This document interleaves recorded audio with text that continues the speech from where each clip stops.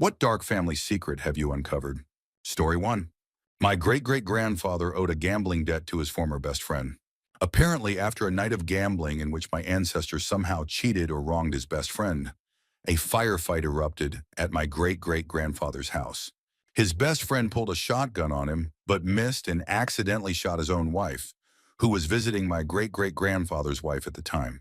My ancestor was hit in the neck by a single buckshot pellet, which remained lodged in his neck for the rest of his life. Several months later, my great-great-grandfather disappeared. After an extensive manhunt, a body was found cut into 3 pieces on the railroad tracks. The head was missing, but whoever discovered the remains retrieved a 6 gun and a whiskey flask from the body. When the items were brought back, my great-great-grandmother identified them as belonging to her husband. Now for the big twist.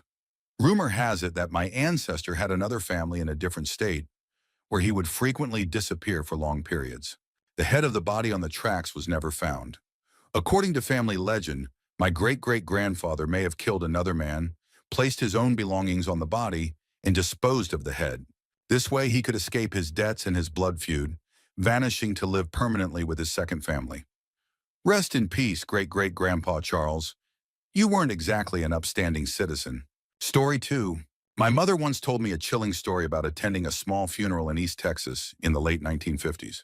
The deceased was a mentally challenged child, and the family seemed relieved, believing the child was finally at peace. During the service, the coffin suddenly began to rock, and the sound of crying could be heard from inside. My mother was quickly taken outside, where she watched in horror as the coffin was rushed to the cemetery next to the church and hastily buried. Years later, I was telling my kids this story when my mother walked into the room, listened for a moment, and casually asked, "Are you telling them about Uncle Chucky?" "What?" "Mom, you failed to mention that minor detail before." Story 3. It's not exactly dark per se, but my great-uncle on my father's side is widely considered an idiot. My dad's family were recent immigrants from Italy, and I guess my great-uncle decided he wanted to visit his homeland. He was born there, but raised in America. The problem was that he was completely oblivious to what was going on in the world because he went to Italy in 1938.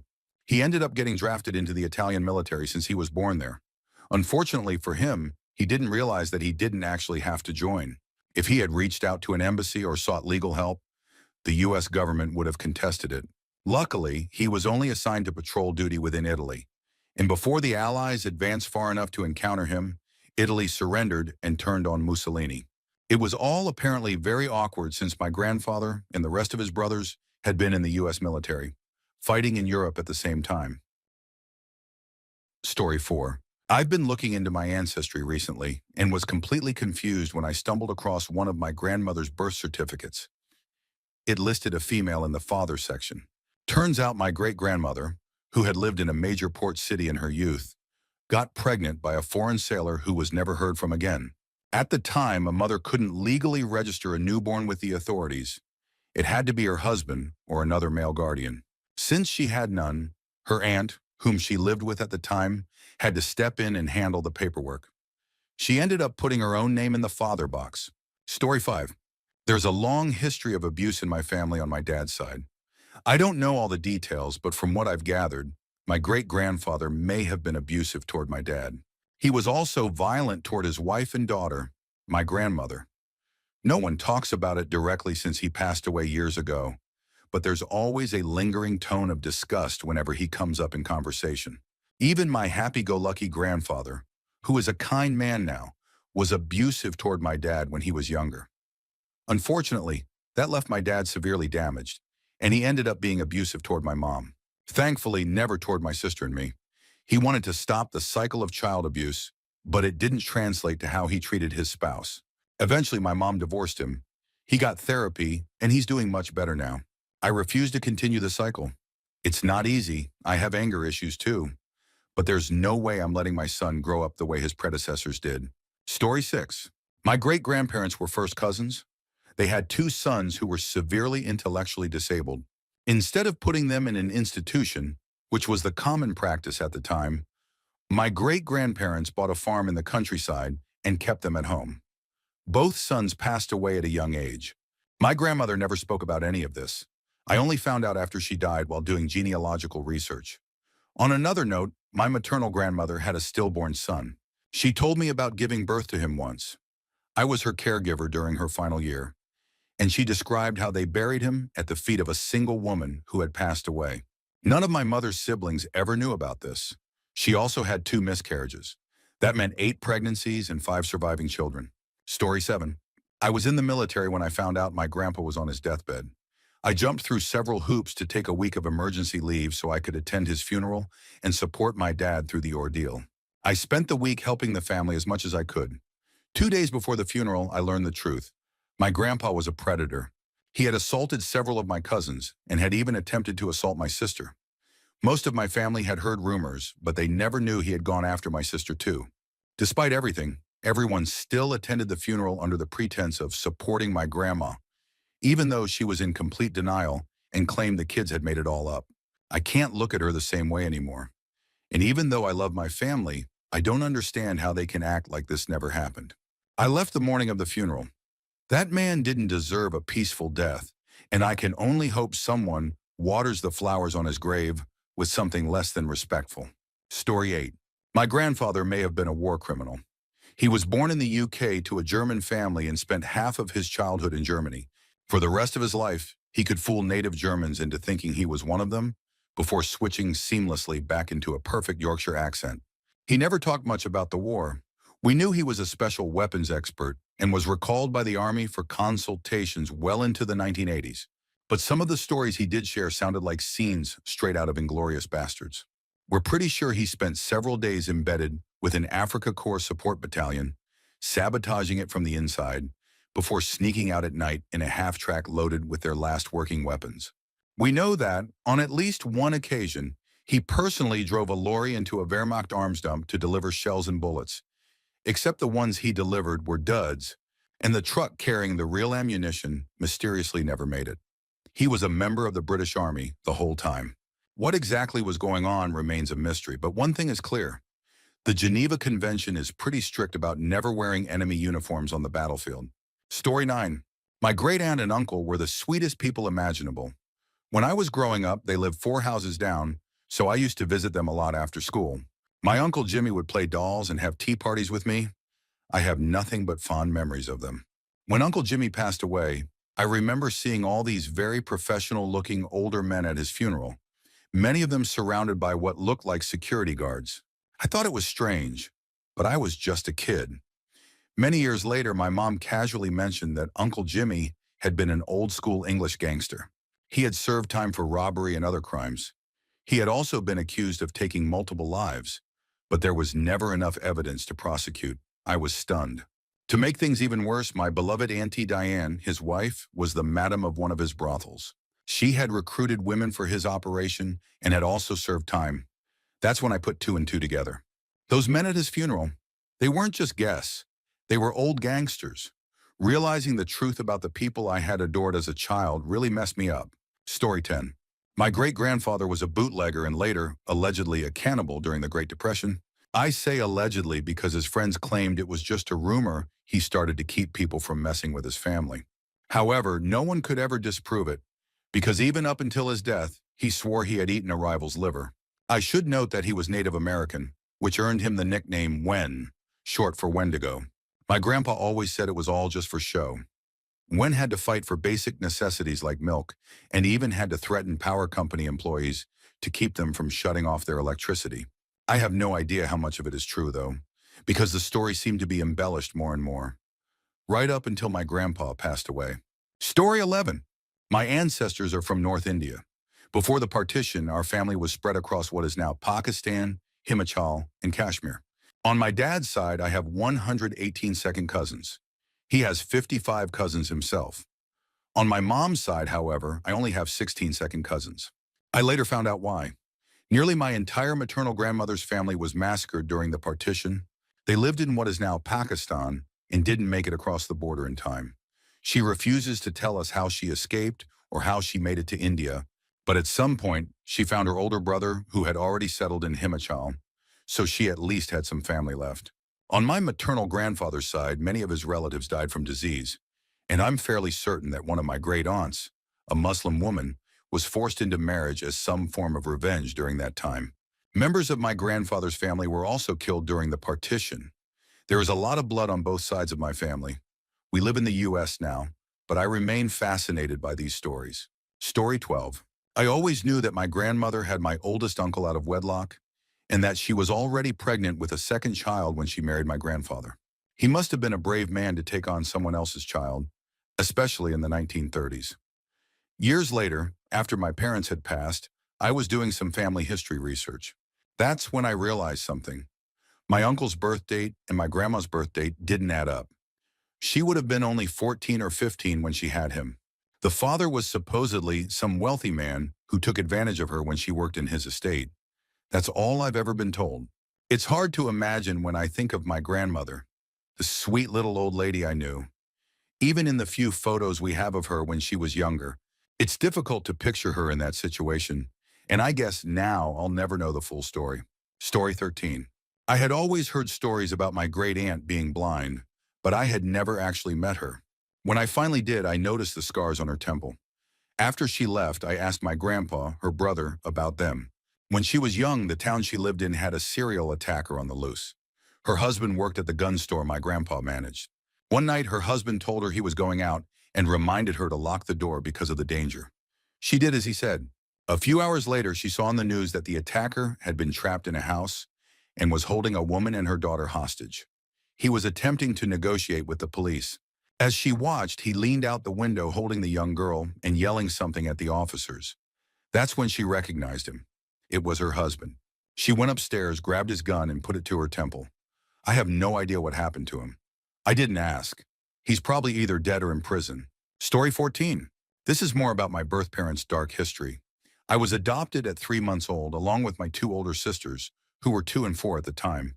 We also had an older stepsister who went into the foster system, as well as 3 older half-brothers who were taken in by aunts and uncles. I'm not sure of their exact ages, but I believe they were in their teens. Growing up, my adoptive parents always told us that the government forced our birth parents to put us up for adoption and that our birth father was in prison. That was it. No further details. By the time I was around 16, social media had taken off, and I was able to find most of my birth family. I ended up connecting with my older half-brother because we both had a past with substance use and shared a passion for marijuana. That's when I learned the truth. My birth father was a terrible person. He had adopted a girl and used her in the worst way imaginable. He once choked her with a telephone cord in front of the other kids. He assaulted 2 women and 2 teenage girls. He ended up serving 8 years in prison. And here's the worst part. My mother knew everything. She could have kept us, but all she had to do was never get back together with him. Instead, she let all of us go. And to this day, she is still with him. I remember looking at pictures of my younger sister, the one she was pregnant with at the time, and feeling sick. She looked like she had been through years of neglect and mistreatment. Story 15. My grandfather made a series of really odd and poor decisions in his teaching career. He left a well-paying job in an affluent school district to move his family across the country to teach at a Christian high school, which didn't work out. Then years later, he left a full-time professorship at a local Christian college to teach high school chemistry, right as his own children were starting college there. This meant they lost access to free tuition. At the time, it just seemed like another one of his bad career moves, typical for my grandfather, whose life was full of impulsive decisions and get-rich-quick schemes. That's what I believed until I started college there myself. I worked in a department where part of my job was organizing old employee records. If a professor had been fully hired at any point, their file was kept permanently. One day I found my grandfather's file, even though he had been gone for years and had passed away 2 years earlier. Right on top was a letter from the 1990s. It explained that when he returned to work as an adjunct professor, he had been cleared to come back after demonstrating proper repentance to his wife and showing remorse for his actions. That's when it hit me. My grandfather didn't leave his job because of some personal whim. He was fired. As a married man with 4 teenage children, he had engaged in an inappropriate relationship with an undergraduate student. To this day, my mom and I are the only ones in the family who know the truth. Story 16. I doubt anyone knows exactly who I am, so here goes. My brother has a daughter that no one knew about. About 10 years ago, I was moving out of the college town where I had lived for a decade after graduating. We were having a going-away party, and a few of our friends were longtime residents of the town. I overheard one of them talking about how, years ago, she had cared for a young woman in her early 20s who was dying of cancer. I casually said, "That's odd. That sounds like my brother's ex-girlfriend." She suddenly turned to me and said, "Your XXX's brother?" As if it had taken her a decade to realize that two guys with the same last name and a striking resemblance might actually be related. I confirmed it, and she told me that yes, she had cared for my brother's ex. Then she asked how he was doing. I told her he was great. He had just gotten married and had his first child. That's when she said, "That's not his first child." My jaw dropped. Apparently, during college, my brother and his ex had spent a summer in Chicago. This would have been about 30 years ago, back when I was in high school. They had a baby, kept it a secret, and gave the child up for adoption. My brother had been keeping tabs on his daughter ever since, but he never told anyone. Then they broke up. She got sick, and she passed away, and now I understand why my brother drank so much for those few years. Story 17. I learned that my grandfather murdered my grandmother 3 months before I was born. At the time, he was a member of the Pritchard, Alabama Police Department. He managed to make her death look like a suicide and collected a huge insurance payout. The official story might have been believable, except when my aunt tried to look into her mother's death, she found that all the records were court-sealed. My mother later told me that my grandmother had recently gotten her driver's license and a job and had been excited about becoming a grandmother. Turns out she had been planning to leave my grandfather. After he passed, I finally had a chance to go through some old photos. In one box, I found pictures of him posing with his Klan buddies. Also, in 1983, the year I was born, the Pritchard Police Department was at the peak of its corruption. That fact can still be found in old newspapers. No one in the family wants to talk about this. The only surviving member of my dad's side is my father, but I don't speak to him. Story 18.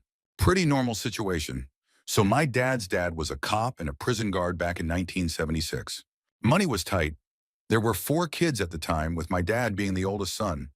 Feeding that many mouths wasn't easy. One day the kids came home from school to find the police at their house. Their mom, my grandmother, was crying, but she seemed oddly calm. She told them, "Dad is gone." And that was the end of the story. My dad was only 8 years old. Not long after, my grandmother started abusing him and one of his younger sisters. My dad would avoid going home as much as possible, instead running to his grandmother's house, my great-grandmother. No matter how late it was, she would always take him in and feed him. As time went on, things at home got worse.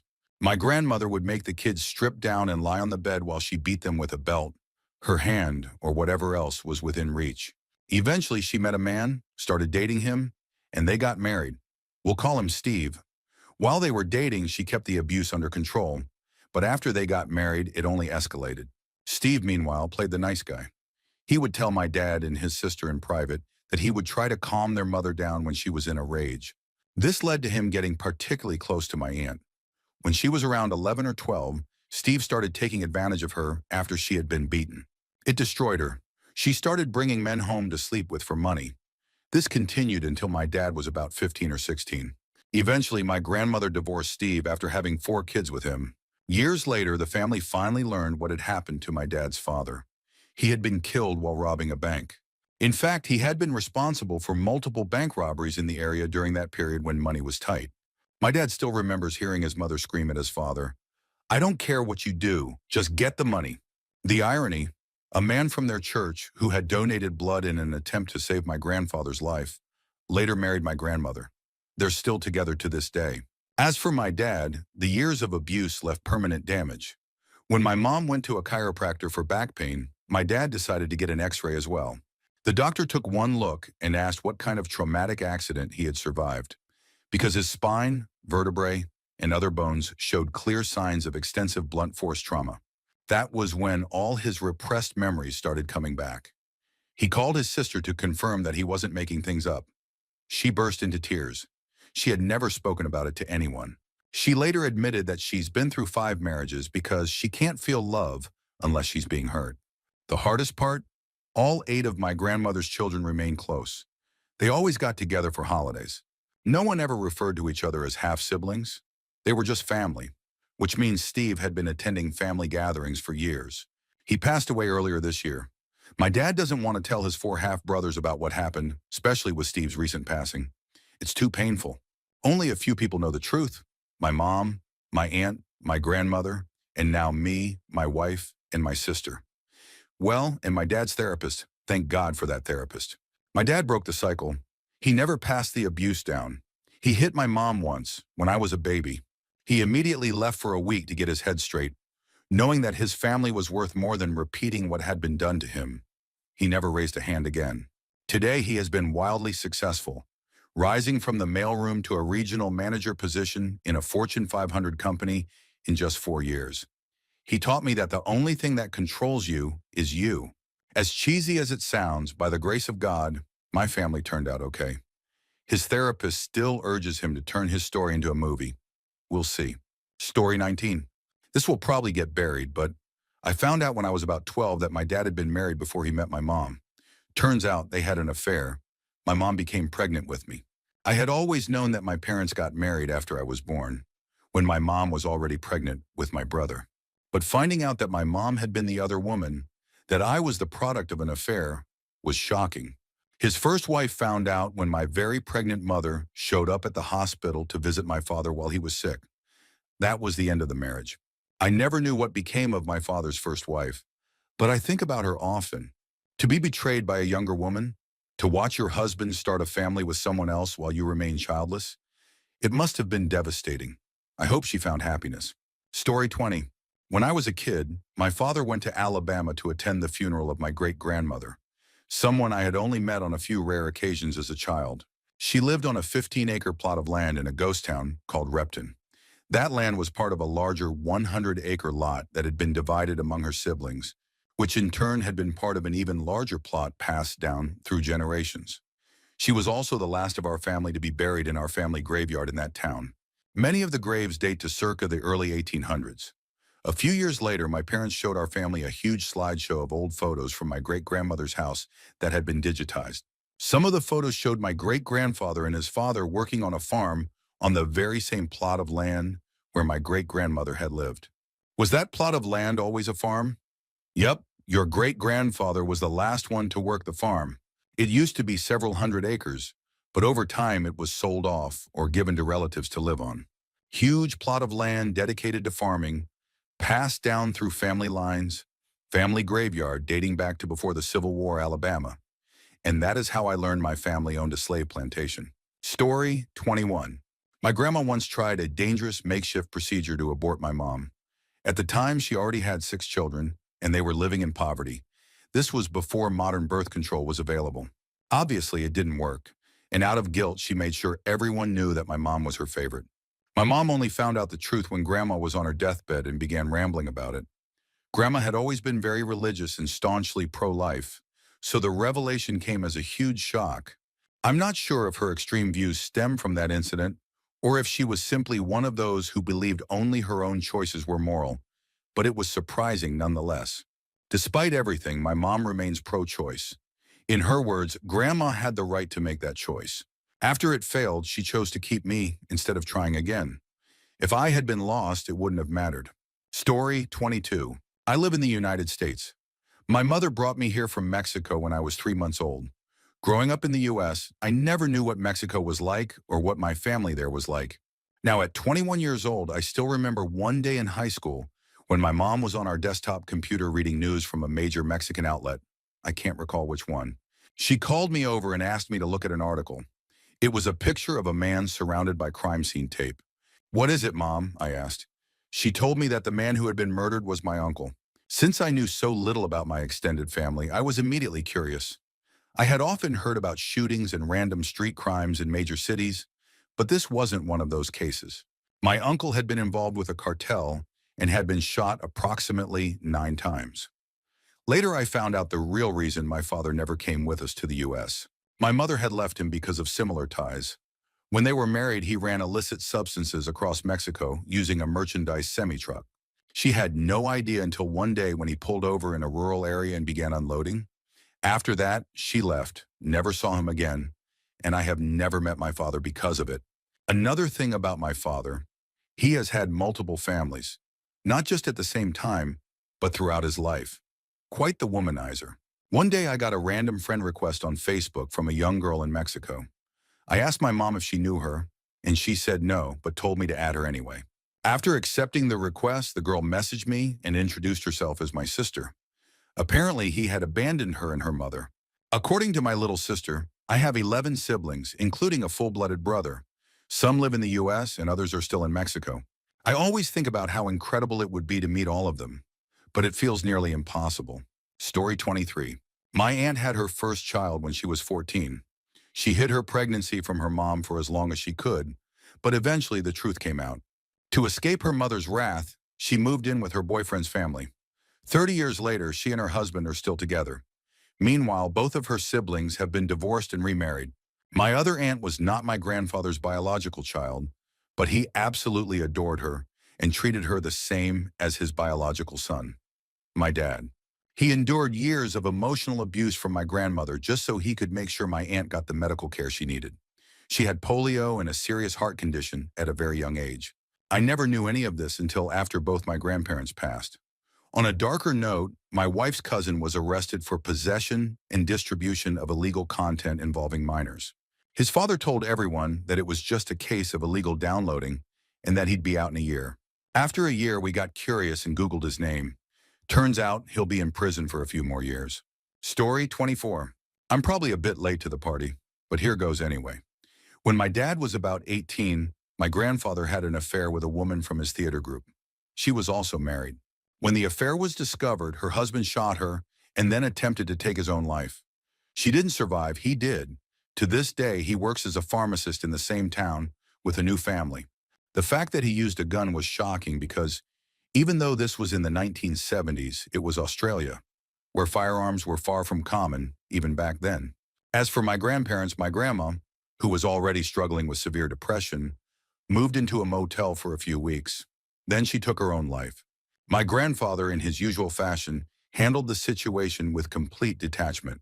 He sent my dad a letter while he was away at college, casually informing him that his mother had overdosed on sleeping pills and died. According to my dad and an uncle, my grandfather has never expressed guilt. He eventually remarried a cold, distant woman who refuses to acknowledge his children or grandchildren as family. A couple of years ago, my aunt requested a copy of my grandmother's death certificate for personal reasons. That's when she learned the truth. Cause of death, hanging. Turns out my grandfather had lied. She hadn't overdosed. She had returned home, and he had found her hanging from a rope under the porch. And here's a twisted little addendum to the story. My aunt, who apparently shares a lot of similarities with her mother, has since befriended the daughter of the woman from the affair. She says it brings her some kind of closure. Story 25. I've posted this before, but I have an uncle I will never meet and most likely another aunt somewhere in the US. My grandmother was a terrible person. My mother didn't even know she had a third sister until she was in her early 30s. And she never knew she had a brother until that third sister told her when they met for the first time. The reason my mother never knew about my Aunt T was that my grandmother basically gave her away on the courthouse steps. My Uncle R, whom I've never met and never will, was also given up. Although he harbors no ill will toward my mother and me, he wants nothing to do with us, which honestly, I can't blame him for. I found out more about my Uncle R and my potential fourth aunt on my 18th birthday when my mother and I visited my grandmother's best friend. That's when I learned about all the awful things my grandmother had done. Her best friend mentioned that my mom has another sister, but she has no idea where she might be. My grandmother passed away from Alzheimer's and had dementia, so there's no way to fill in the blanks. Not that she would have, even if she were still alive. I'm the only one out of my 4 cousins who knows any of this, and it's strange watching my oldest cousin and her mother talk about how great my grandmother was when they don't know what I know. And this is just the tip of the iceberg. My grandmother was not a good person. Story 26. This is so late that it'll probably never be read, but whatever. Only a few people in my life have ever been let in on this. Preface. My twin brother and I were born in the year 1980. Our parents divorced 5 years later for reasons unknown. When we were 8, we met an older half-brother who our dad had secretly given up for adoption 35 years earlier. He had found the family through a private investigator. He was accepted into the paternal side of the family and became incredibly attached to us. I also have another half-brother from my dad's previous marriage who is 16 years older and helped raise us. Anyway, my twin brother and I spent weekends with our dad, as per child custody rules. During those weekends, my dad was emotionally abusive and manipulative. I never told anyone about what went on and felt ashamed, eventually distancing myself by age 15. That led to my brothers becoming angry with me, thinking I was just being a terrible person for avoiding him. I kept quiet for fear of tearing the family apart. The main story. I have always been really into genetics, so I decided to take a DNA test from 23 and me just for fun. I had already tested with another service and wanted to compare them. That's when I was matched with a biological paternal uncle, an uncle I wasn't supposed to have, since my dad was an only child.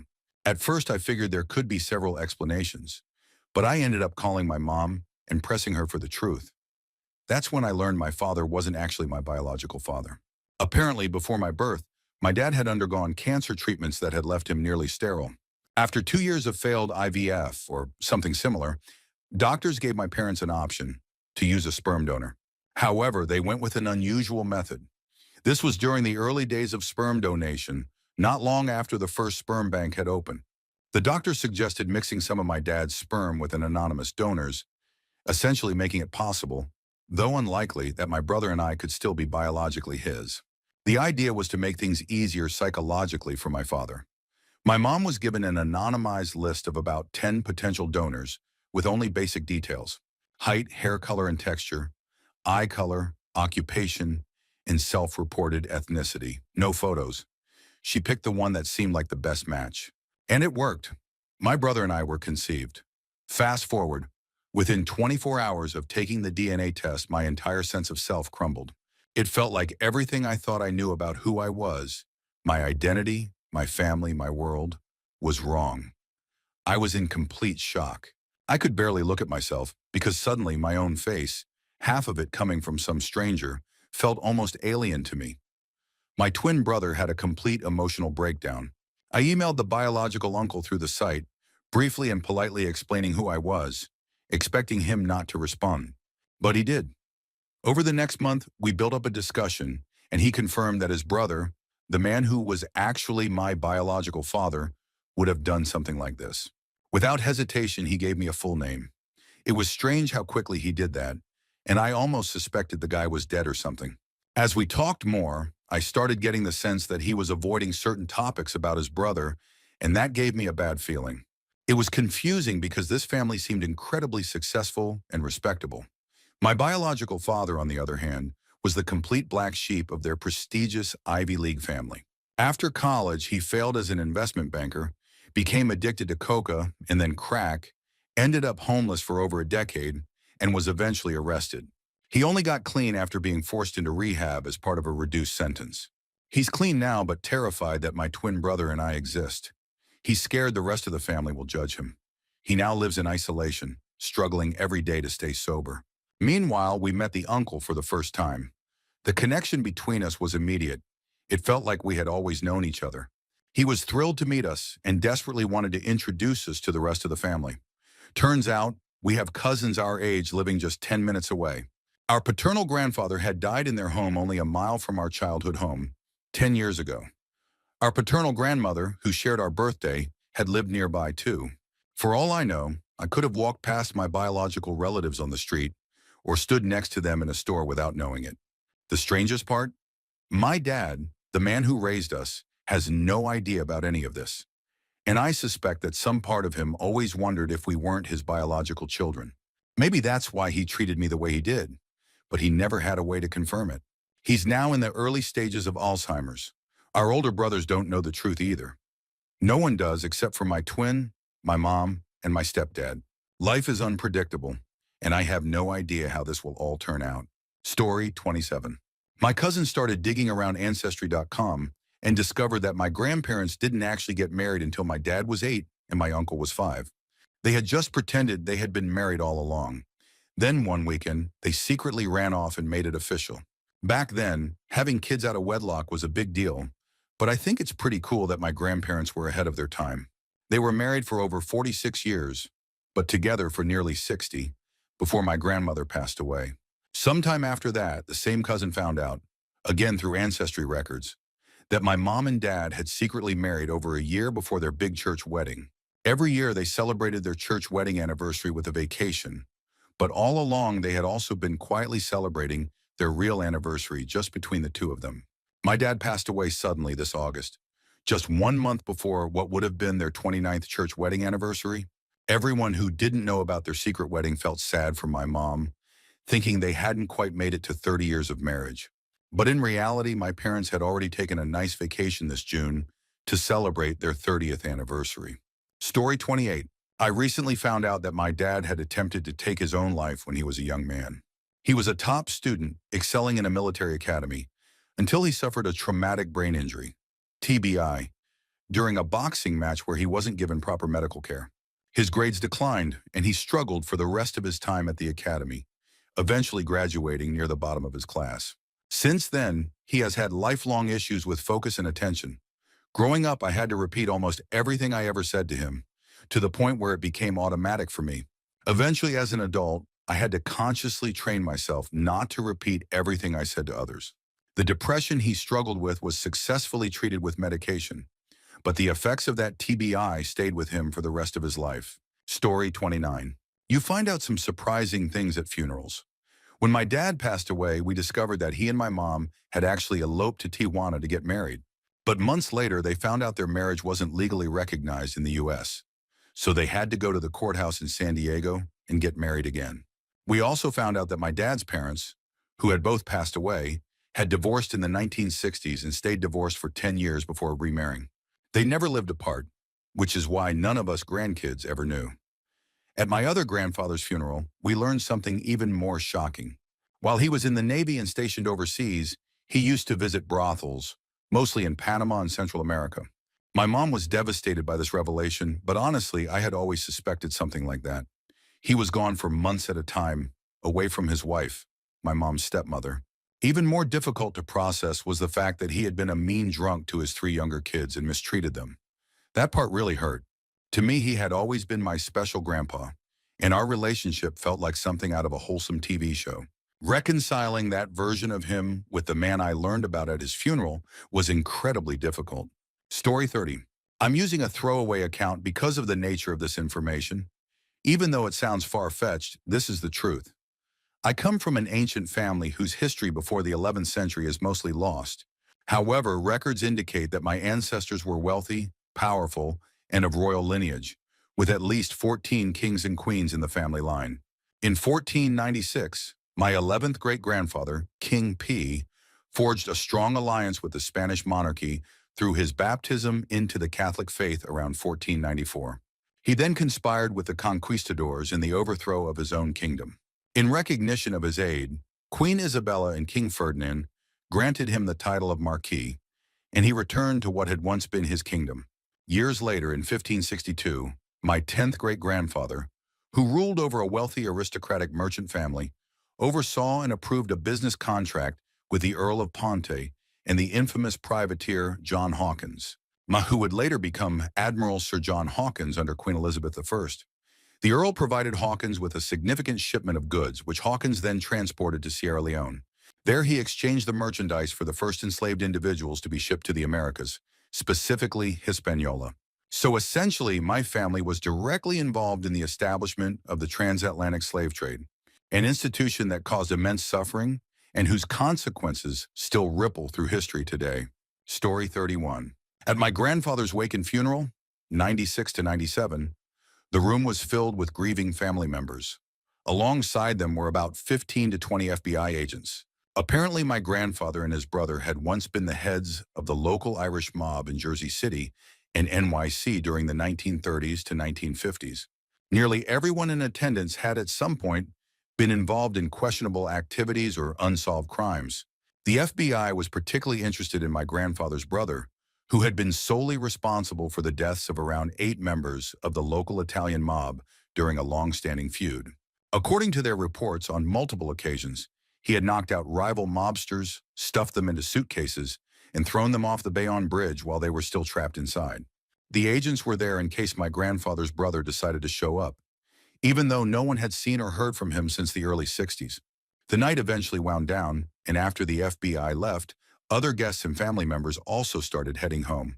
That's when my father introduced me to a man named John. He told me he hadn't seen John in a very long time, but that he was a good friend of my grandfather's. I shook his hand, introduced myself, and listened as he shared some funny stories about my grandfather and father. Eventually, John slipped away unnoticed, and the night came to an end. Years later, in casual conversation, I asked my father if John had actually been the uncle the FBI had been searching for. He just nodded and said, "Yep."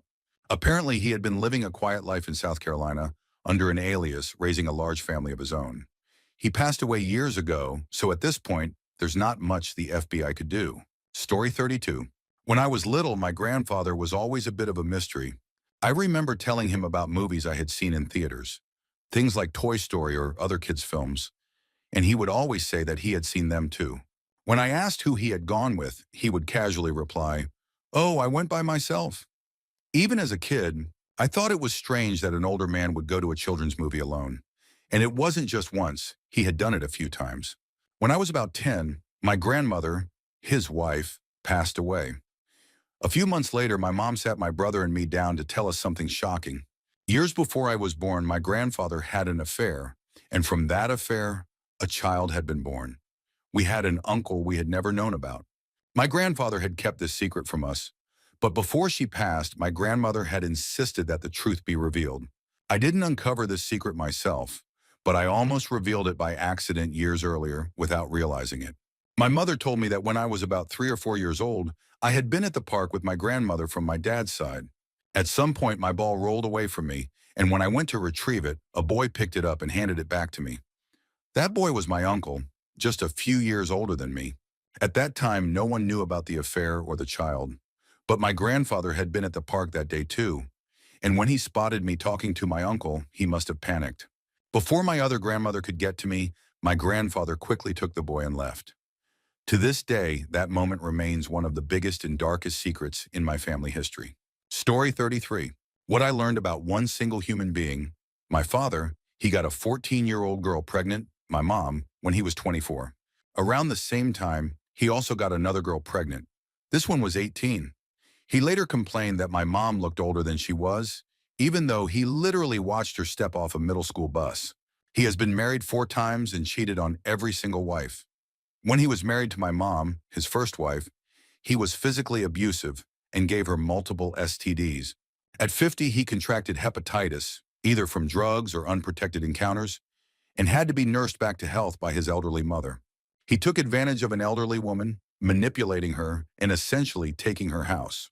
He also won a lawsuit against a major electric company after being electrocuted by a busted transformer while on the job.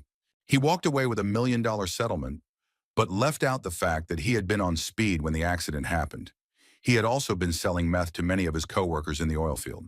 Later, he stole his own daughter's identity, my sister, opening multiple credit cards in her name and destroying her credit before she even reached adulthood. Worst of all, he committed a horrific crime against his own niece after drugging her with pills and meth. He's 74 now, so he can't do much more damage, at least physically. But despite everything, my stepsister and sister still foolishly trust him around their children. Given his history, that's a terrifying thought. He has spent his life objectifying and mistreating the women around him, and I have no doubt he will do the same to his granddaughters. Story 34. Turns out my cousin is actually more closely related to me than we originally thought.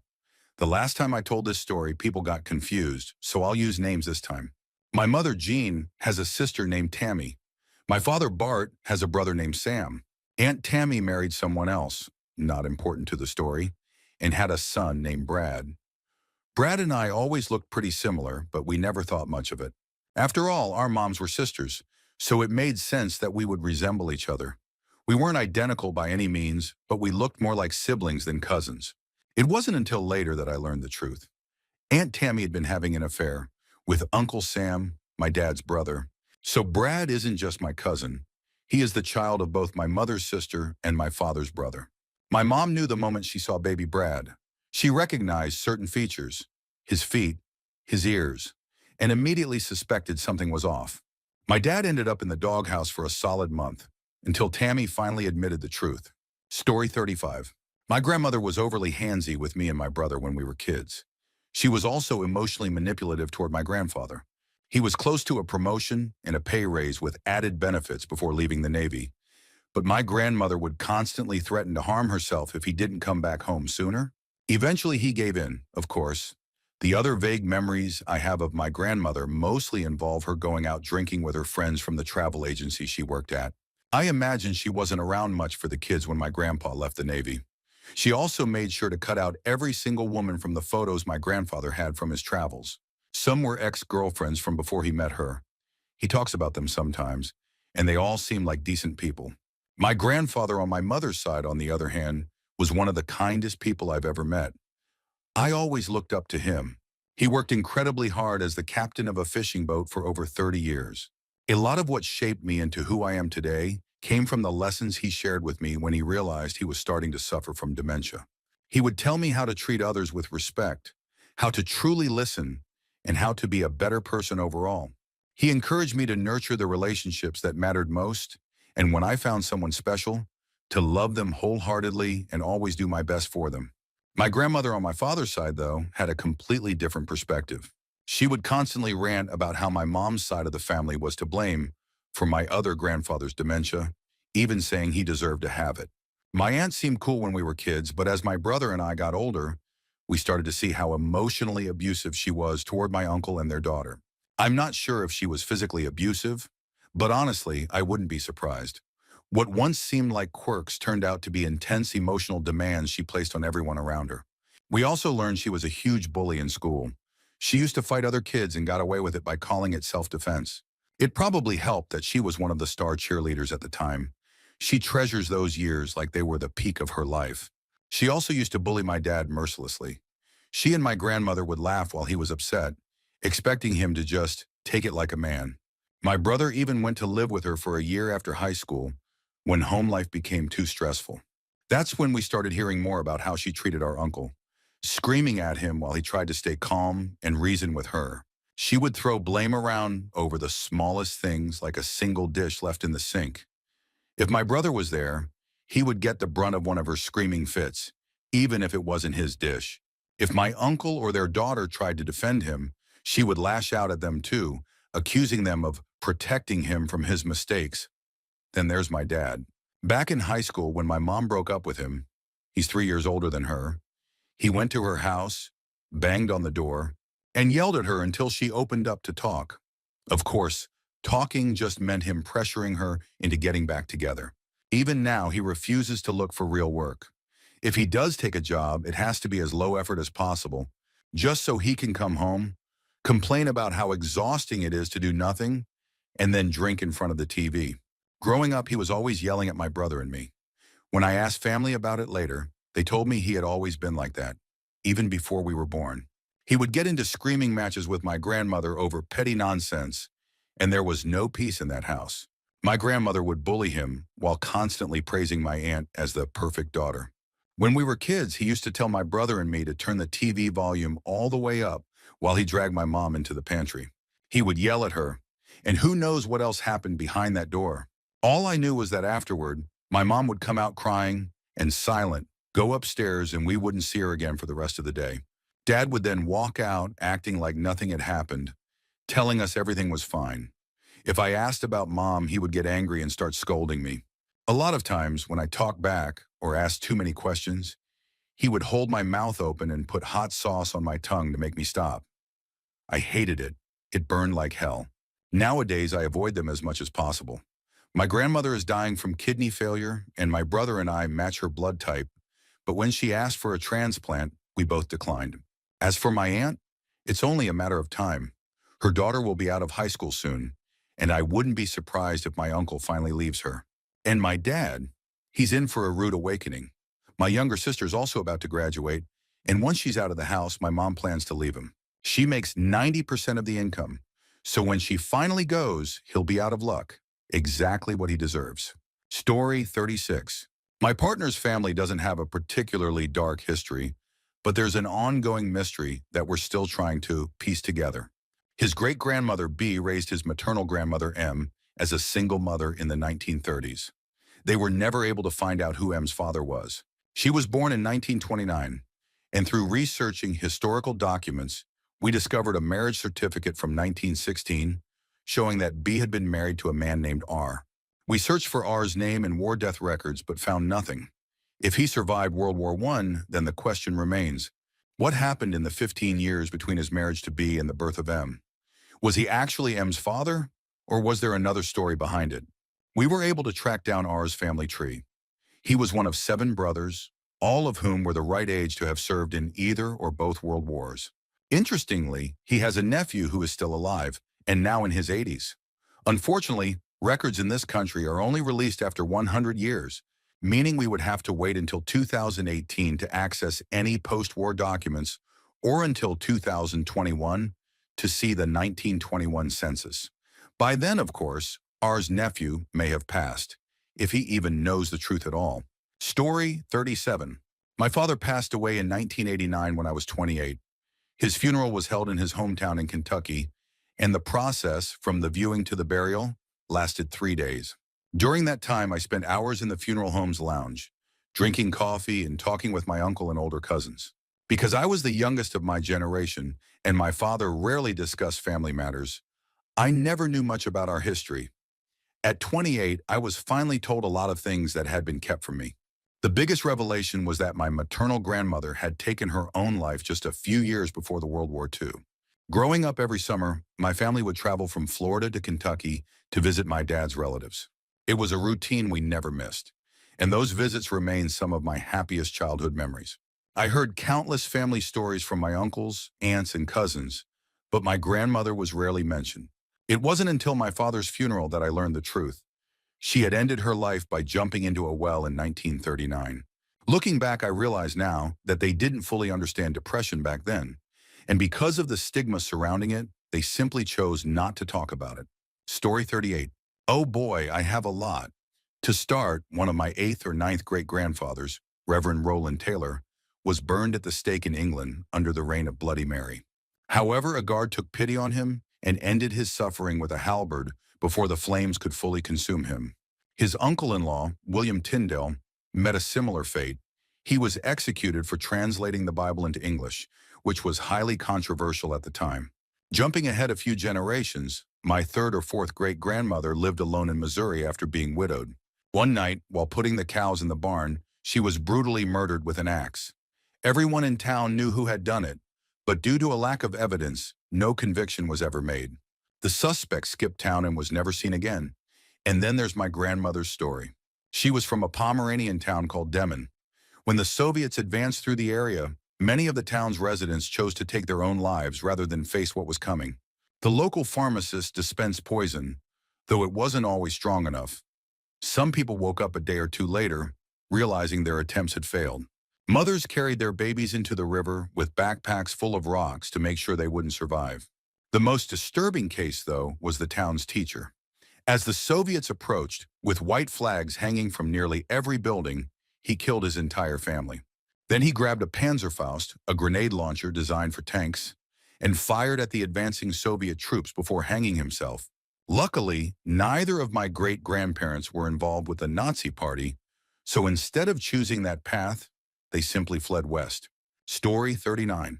This will probably get buried, but I have a good one. My dad passed away when I was 13. I was told he died of hypothermia after getting his truck stuck in the woods during the winter. That was the official story. Years later, I found out the truth.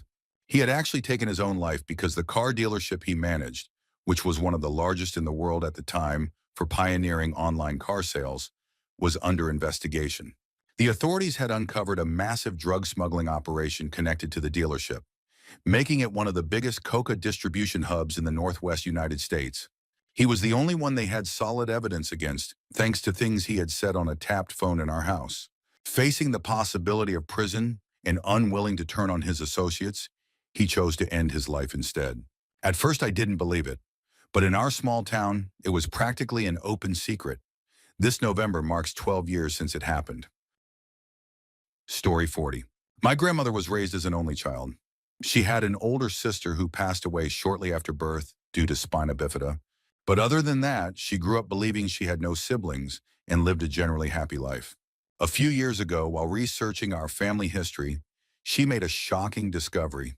She found 2 birth certificates, twins, a brother and sister, born to her mother. They had been placed for adoption immediately after birth. The names matched our family's rare surname, confirming they were definitely related. The strangest part? Her father's name wasn't listed on the birth certificates. She had been too young at the time to remember her mother's pregnancy, so she had never suspected a thing. After years of searching, she finally made contact, only to find out that her twin brother had passed away not long before. However, she was able to reconnect with her sister, and they now have a relationship. They briefly considered doing a paternity test but ultimately decided against it. Story 41. When I was a kid, maybe around 3 years old, I had a very vivid memory that stuck with me well into my early teens. I remember being in the kitchen, so small that I couldn't even see over the counter. The doorbell rang, and my mom answered it. Standing there was the woman who ran my daycare, one of my mom's closest friends. She was holding several plastic Tupperware containers, trying to give them back.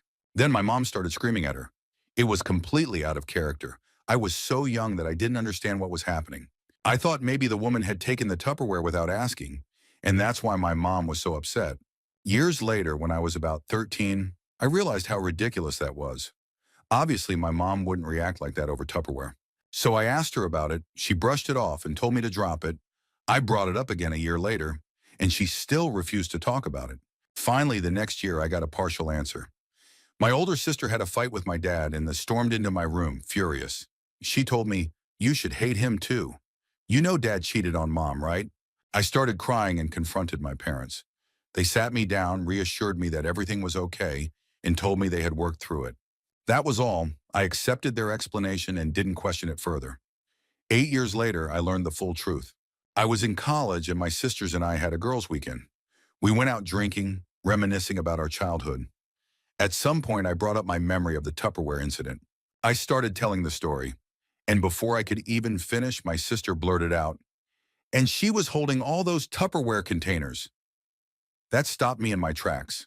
In my memory, I hadn't remembered my sister being there, so I had never asked her about it before. But now that it was out in the open, my sisters looked at each other and finally decided to tell me everything. My mom's best friend, the one who owned the daycare, had been having an affair with my dad. She would babysit my sister, and while my sister played in the other room, my dad and the woman would be together. Eventually, another friend of theirs found out and called my mom to tell her everything. The woman on the phone told my mom that the affair meant nothing to my dad and that he had even blamed her for his actions. My mom locked herself in her room for 3 days, playing Fast Car by Tracy Chapman on repeat. My dad moved out, taking my older brother with him. After a month, my mom let them come back. She forgave my dad, and they never discussed it with us again. At the time, my older siblings were 16 and 14, old enough to have some idea of what was going on. But for me, my parents just acted like nothing had happened. The fallout was devastating. My brother dropped out of school, got involved with drugs, and ended up in and out of jail and rehab. He never fully recovered from the pain of it all. My mom, one of the kindest and sweetest people I've ever known, had to live with the betrayal of both her husband and her best friend. The next day, I called my mom. I told her I needed to talk to her, that it was important. We each drove 2 hours and met halfway. I made her tell me everything.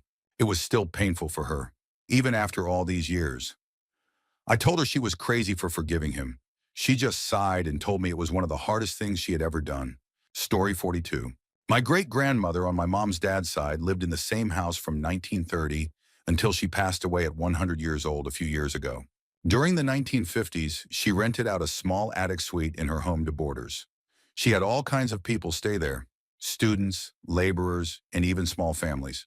She would tell us stories about some of her boarders and even had photos of them. There was one family in particular that she found a little odd. They were what she called party animals and had a small boy with them. She also recalled that they had 2 older daughters, but for some reason, the girls didn't live with them anymore. They came from a larger town nearby, and my great-grandmother suspected they were in some kind of trouble with the law. Years later, we realized something shocking.